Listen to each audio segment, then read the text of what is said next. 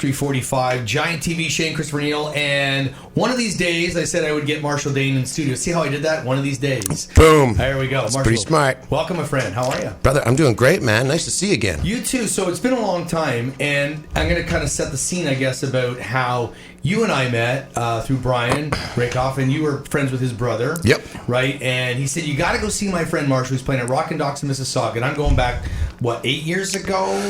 One of these days would have been 2013, 2014, yeah. And it was even before that I met you. Because I had yeah. Running Stop Signs. I had bought that CD from you before that. So right. Probably 2010, right? Wow, so, yeah. Yeah, and he said, we got to go to Rockin' Docks, and you got to check this guy out. And you were amazing, and the audience loves you. You're a great live performer. We'll get to all that. Thanks, brother. But then I started following you on social, bought a couple of the CDs at the shows.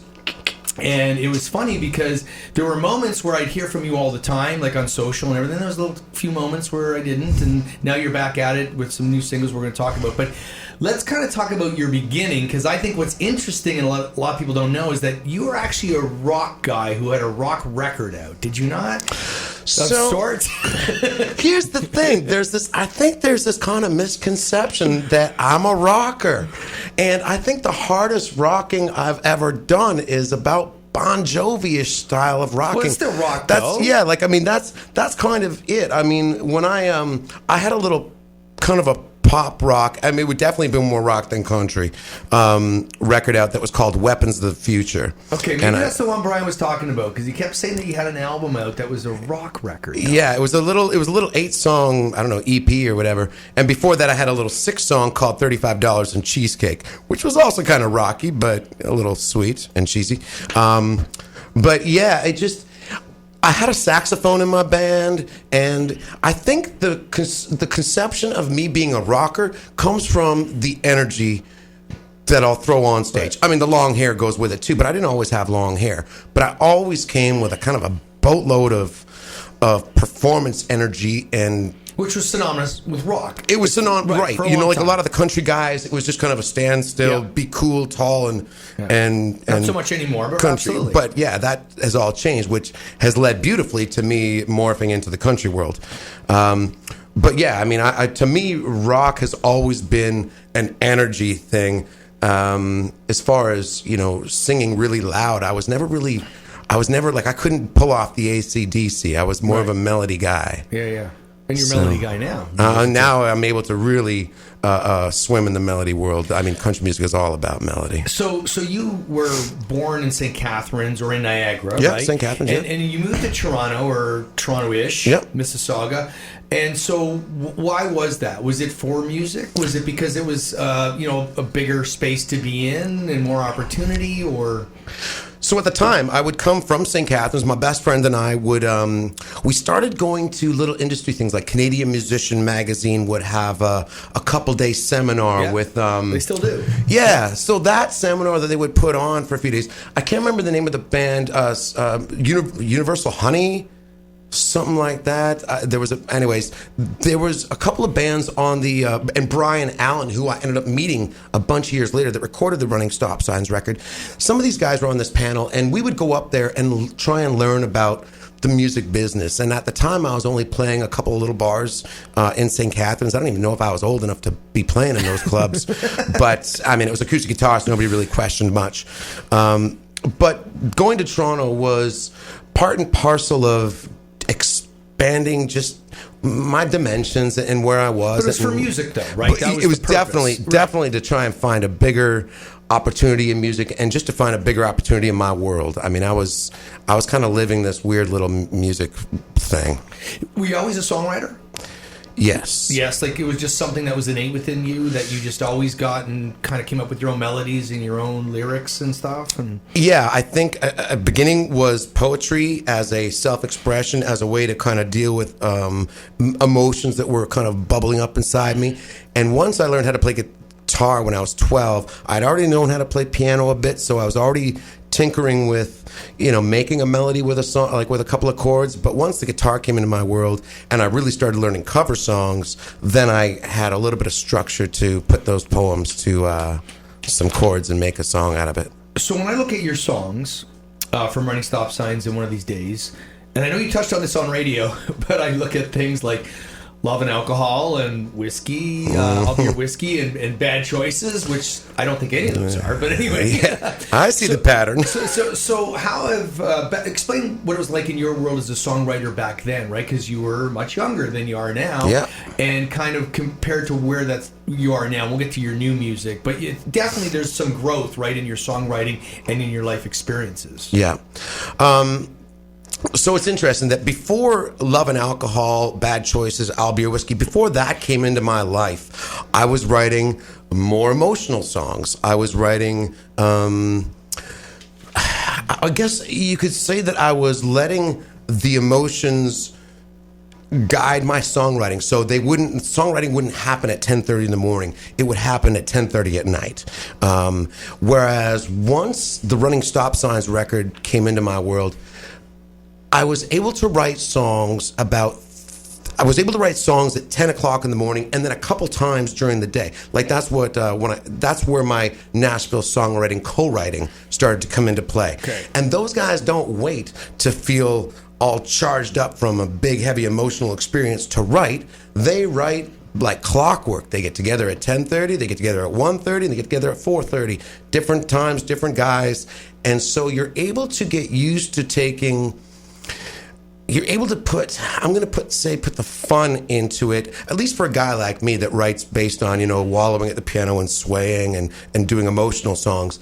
It was a new opportunity to say, what are some of the things that we love to write about? And it's 10:30 in the morning, so this isn't a slow song. It's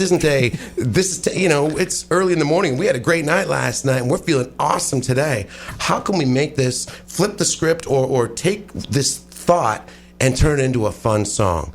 And that's where cheekiness comes in, and twisting of phrases.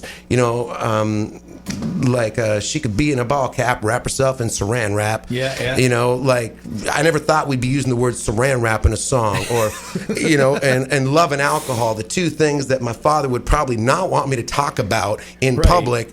And there I am saying, hey, Pops, this is what I've come up with now. It's funny because I can tell just from some of your music, we get into this about you being a preacher's son. But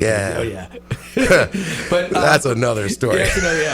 So you mentioned Nashville a little bit. So you have gone to Nashville for quite a long time now, right? It's been about almost 10 years, yeah. So how has that enhanced your skills as a songwriter? What can you say to somebody watching this that is saying, you know what, I'm sitting here and I don't think I'm a great songwriter, but what are some of the tricks, if there are any, that you've learned, or the you must do's or you must not do's, I guess?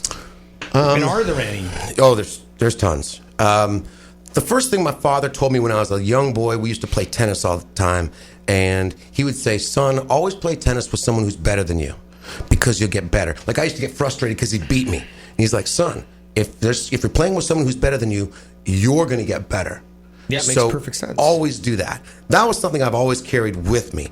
So then, on my first trip to Nashville in February of 2009, my first writing trip, Brian Allen, the producer of my Running Stop Signs record, also the writer of What About Love? Didn't Need Someone to Care for You. Yeah, he's a co-writer on that song. Yeah, it's huge. So he said to me, he says, Marshall, there's two things. He said, one, when you go into every one of these sessions, because I was getting a little worked up and unsure of myself. My confidence, even now, my confidence can waver. And it helps to remind myself that, one, it's all about a good hang. Good point, yeah. Two, keep your standards high and your expectations low. So in other words, even if you go into this writing session and you get nothing out of it at the end of it, as far as you don't come out with some great song that you're super happy with, or that you think is the best tune ever, at least you had a good time.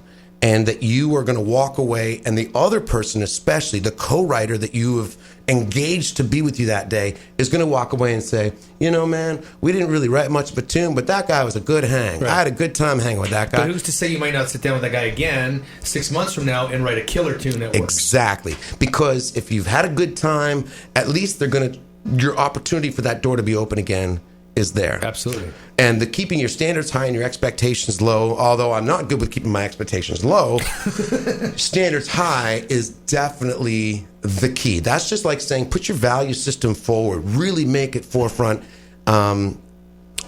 and go in trying your best. And if you still come out with not quite the bar you wanted to hit, at least you shot for the bar. Right. And okay, so you didn't get the thing out of it, but each time keep shooting for the bar. So those little rules have helped with the, kind of the gauging of songwriting. And who's the best songwriter that you've worked with, that you feel you've worked with? Is there one particular person, or is it a particular group, or is it just you yourself? It's definitely not me myself. I'll shock that right away.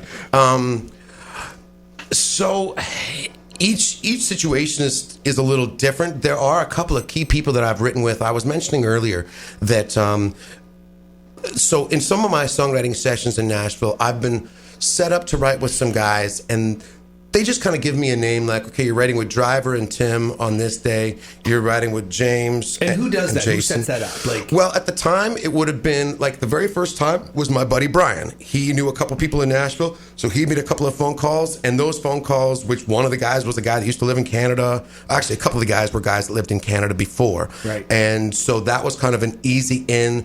They were known for taking in some Canadian songwriters. So like Tim Taylor, and Nisha Sheridan, like some of these guys were known to other Canadian industry guys.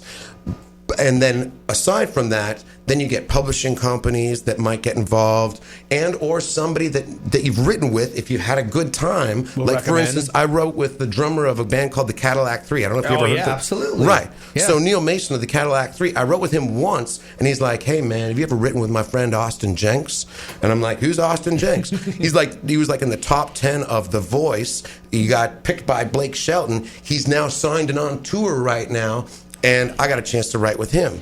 The first song we wrote was beautiful. It's called Live the Dream. The second song we wrote was even more beautiful. It's called Man of the House, and that's part of my coming of age trilogy that I'll be releasing in the next little while. Yeah. Like, so you never know who you're going to kind of be you hooked always up level with. up, right? Like you people see that you're talented, that you have game.